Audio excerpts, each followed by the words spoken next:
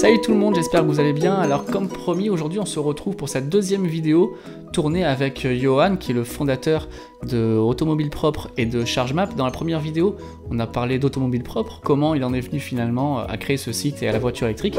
Et dans cette deuxième vidéo, il va nous parler de ChargeMap, quelles ont été les étapes de création de ce site et en quoi ChargeMap va tendre dans les mois et les années à venir. Tout de suite, explication avec Johan. Maintenant, je voudrais qu'on discute un petit peu de ChargeMap parce qu'il y a beaucoup de personnes qui utilisent ChargeMap, beaucoup de personnes qui utilisent l'application et le pass. C'est quasiment l'application qu'on doit avoir, selon moi, lorsqu'on a une voiture électrique. Comment t'es venue cette idée et comment ça s'est concrétisé, réalisé? L'idée, en fait, elle est venue assez tôt. Une fois que j'avais créé le blog Automobile Propre, je me suis dit, mais ce serait quand même sympa déjà que j'ai une voiture électrique, que je sois parmi les premiers à en avoir une, et que je puisse raconter en fait ma vie et comment ça se passe avec une voiture électrique sur le blog, parce que ce sera du contenu inédit et qui va intéresser les gens. Donc, la Je me démarche, souviens de la belle Leaf. c'est ça. Elle est toujours là, elle est toujours dans ma cour, elle a presque maintenant 9 ans. Euh, mais ouais, je l'ai gardé parce que c'est la voiture des débuts. Quand je me suis dit, je vais acheter ma voiture électrique, et je me suis dit, mais ce serait tellement bien en fait de pouvoir trouver, d'avoir un site qui liste tous les endroits où je vais pouvoir recharger. Et ce qui me plaisait aussi, c'était de me dire, on peut recharger partout en fait. Il suffit qu'il y ait une prise de courant et on peut recharger. Et je me suis dit, ben, il y a quelque chose à faire qui est proche de ce que peut proposer Waze ou les avertisseurs de radar, c'est-à-dire voilà, de fédérer une communauté pour pouvoir référencer en fait tous ces endroits. Et donc, j'ai démarré, comme je suis développeur web à la base, en développant un petit site internet. D'abord, on pouvait lister les bornes. Et avec mon épouse, on a passé pas mal de temps à appeler les parkings qui étaient référencés sur Internet, etc., pour savoir s'ils avaient des bornes. Donc, on a passé beaucoup de temps à faire ça. Et puis ensuite, on a développé les fonctionnalités qui permettaient à la communauté de référencer les bornes elles-mêmes. Et puis, on s'est rendu compte qu'il y avait un besoin de modérer ou de visualiser les contributions avant qu'elles soient publiées. Donc, on a développé un petit outil pour faire ça. Et puis très vite est venue l'idée d'avoir une application mobile. Et là, ça commence à coûter cher et j'avais pas les compétences pour le faire. Donc, on a eu une aide de la région Alsace à cette époque-là, et je la remercie d'ailleurs parce que sans eux, en fait, ChargeMap en serait pas là. Une aide, je crois que c'était 40 000 euros, qui nous a permis en fait de financer notre première application mobile. Et du coup, c'est de là qu'est partie en fait toute l'histoire ChargeMap. Mais ouais, cette première application mobile, du coup, elle a permis aux gens de contribuer quand ils étaient sur place devant la borne, de prendre des photos. Et c'est vraiment ce qui a changé en fait le service qui au départ était un simple annuaire de borne. En 2015, du coup, je me suis associé avec notre directeur technique aujourd'hui parce que j'avais besoin de renforcer cette partie-là. Et donc, en fait, on a créé la société ChargeMap, qui du coup est différente de la société qui gère Automobile Propre. On a créé la société ChargeMap pour lever des fonds et chercher des investisseurs parce qu'on avait besoin de financer tout ça. Et donc on avait pour vision de régler un autre problème dans la vie des conducteurs de véhicules électriques. C'était celui des multiples badges d'accès qui étaient nécessaires pour recharger sur les bornes et sans arrêt au support. J'en ai tout un carnet plein ici. Voilà, tu connais la problématique. Et franchement, on avait ça sans arrêt au support. Oui, faites quelque chose, il faut des badges, on ne comprend pas, c'est compliqué, etc. Donc nous, on s'est vraiment dit, OK, la mission de ChargeMap, en fait, c'est de pouvoir recharger partout, de permettre à nos utilisateurs de charger partout. Et si on fournit que l'info et on fournit pas le pass, il va manquer quelque chose. Donc on s'est lancé, on a développé le service, on a connecté aujourd'hui, je ne sais pas exactement combien de réseaux, mais plus d'une centaine de réseaux de recharge différents pour qu'avec un seul pass, on puisse recharger partout. Et donc c'était vraiment la vision qu'avec ChargeMap, on puisse aller se recharger partout en Europe, parce que c'est une dimension qui est peut-être parfois pas tout à fait bien perçue.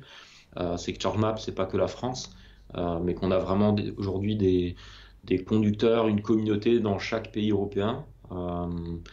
Et donc voilà, on avait la vision de la voiture électrique, c'est pas juste pour rester dans sa région, mais ça permet de voyager en fait. Et ça, on l'a vu très tôt. Donc vous avez quasiment, vous, inventé l'interopérabilité finalement? Je sais pas si on l'a inventé. Il y a notamment un service que j'ai en tête qui le faisait avant nous, donc eux étaient précurseurs. Mais voilà, on était parmi les pionniers. Et effectivement, on a travaillé avec les plateformes d'itinérance, avec les différents réseaux de recharge aussi pour qui c'était nouveau. Effectivement, on a été parmi les premiers à développer ça et avoir cette vision. Est-ce qu'il y a quelque chose qui est dans les cartons? New Motion fabrique aussi des bornes. Est-ce que c'est quelque chose qui peut vous intéresser? Est-ce qu'il y a un nouveau créneau pour vous à prendre dans la mobilité électrique? Je pense qu'on fabriquera jamais de borne. Enfin, ça me paraît trop éloigné en fait de notre métier et globalement, on n'a pas les moyens de faire ça et je suis pas sûr qu'on soit pertinent à le faire. Par contre, on veut vraiment mettre l'accent sur le service, sur le service à l'usager. Donc, il y a des choses comme la planification d'itinéraire qui sont des sujets évidents en fait pour nous, sur lesquels on travaille. Et globalement, le focus, il est mis sur le service, sur l'IT, sur la meilleure application mobile qui soit. Donc là-dessus, il y a des choses dans les cartons. Et puis après, on a une deuxième partie qu'on a commencé à faire et qui prend bien et pour lequel on peut apporter aussi de la valeur. C'est pour les entreprises. Donc on a aujourd'hui un outil qui est dédié aux gestionnaires de flotte qui va leur permettre en fait de distribuer des badges ChargeMap à leurs collaborateurs, de regarder combien de dépenses sont effectuées dans le mois, de gérer le budget et vraiment d'encadrer les dépenses et d'avoir l'ensemble de la flotte qui est facturée à un seul endroit.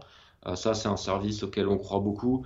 Et donc, cette plateforme de gestion pour les flottes, c'est aussi quelque chose qu'on va développer. Notre vision, c'est vraiment d'accompagner le conducteur. C'est ça, c'est ça la vision de base de ChargeMap. On s'y tient et on veut faire ça avec la communauté. Donc, c'est aussi un axe fort sur lequel on va développer des choses. C'est ce qui doit différencier ChargeMap de tous les autres, c'est la partie communautaire. On a lancé là récemment un nouveau service qui s'appelle ChargeMap Plus. En fait, l'idée, c'est pour nous de pouvoir proposer des fonctionnalités supplémentaires dans l'application mobile pour les conducteurs de véhicules électriques. Donc en fait, tout ce qui était gratuit jusqu'à présent, ça reste gratuit. Mais là, du coup, c'est un service sur abonnement, un service d'abonnement annuel, où en gros, on va pouvoir avoir des fonctionnalités supplémentaires, et notamment un système de tri qui va permettre de trouver les bornes de recharge en filtrant par réseau de recharge. Par exemple, je veux voir que je sais pas, je suis un conducteur de Tesla, je veux charger que sur les superchargeurs et sur du Ionity, je vais pouvoir voir que ces réseaux-là.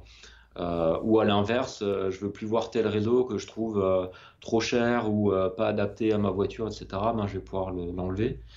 Avec le système de filtrage, on peut aussi regarder et trouver les bornes de recharge qui ont des toilettes, qui ont de la restauration, qui permettent de passer une nuit d'hôtel à proximité. Donc tout ça, en fait, c'est des nouveaux services. On va continuer à l'enrichir de cette manière-là. Et pour nous, ça fait une source de revenus supplémentaire qui permet en fait de financer le développement de l'application mobile. Et c'est aujourd'hui important si on veut continuer à faire grandir en fait le service ChargeMap.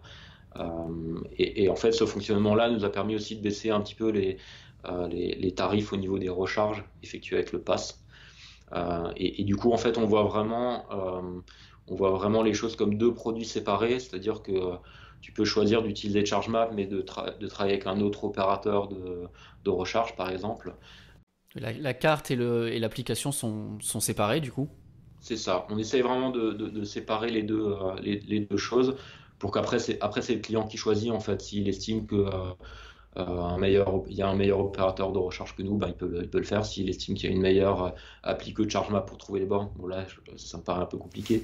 Mais voilà, en tout cas, on essaie d'offrir le choix aux utilisateurs et on essaye quand même de trouver une source de revenus qui nous permette de continuer à faire développer cette appli et qui nous permette aussi de continuer à rester indépendant. C'est vraiment quelque chose qu'on souhaite, c'est de rester un acteur indépendant de la recharge parce que j'aimerais pas que demain tout soit aux mains des pétroliers ou des énergéticiens. J'ai vu sur le site internet euh, l'électricité maintenant avec le pass est une énergie verte si j'ai bien compris. Ouais. Est-ce que tu peux nous en dire quelques mots, comment ça fonctionne exactement? Parce qu'on reproche tout le temps les voitures électriques finalement de charger avec du charbon ou alors de charger avec du nucléaire. Qu'est-ce que vous avez fait de différent? Bah, en fait, c'est parti d'une conviction personnelle, hein. Chez moi, tous les abonnements électriques sont, que ce soit au bureau ici, sont des abonnements énergie verte. Et en fait, moi, ma conviction, c'est que la voiture électrique, ça offre une opportunité incroyable, qui est de recharger avec de l'énergie d'origine renouvelable. C'est une des particularités par rapport à la voiture à pétrole.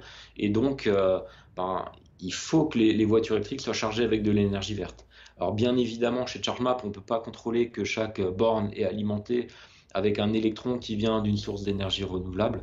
D'ailleurs, c'est impossible, en fait, tous les contrats d'énergie verte, c'est la même chose. Par contre, nous, on achète ce qu'on appelle des garanties d'origine.